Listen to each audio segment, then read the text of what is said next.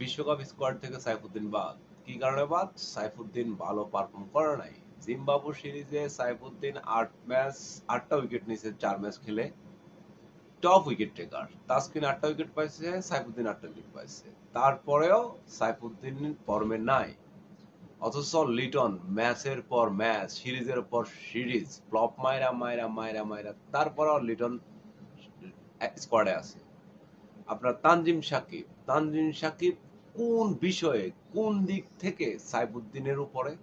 সাইফুদ্দিন একজন allrounder, batting যেমন bowling তেমন সবকিছুই অলরাউন্ডার। অথচ যেখানে লিটন পারফর্ম না করে, লিটন স্কোয়াডে থাকে, তানজিম সাকিব স্কোয়াডে থাকে, সেখানে আমাদের সাইফুদ্দিন নাই। মূল কথা হচ্ছে সাইফুদ্দিন এই টুর্নামেন্ট খেলতে পারবে না। এখানে যদি সাইফুদ্দিন সবচেয়ে সিরিজের সবচেয়ে ভালো করতো, জিম্বাবু সিরিজের সবার চেয়ে ভালো করতো, তারপরেও সাইফুদ্দিন এখানে খেলতে পারবে না। এটা উপরের নির্দেশ, কিছু করার নাই। তো এই হচ্ছে আমাদের ক্রিকেটের অবস্থা। আবার ওয়ানডে বিশ্বকাপে একবার তামিমরে নেওয়া হয় নাই। সব হচ্ছে চক্রান্ত। এখানে কোনো কিছু মানে আপনার যোগ্যতার বলা হচ্ছে না, সবকিছুই সিলেকশন হচ্ছে।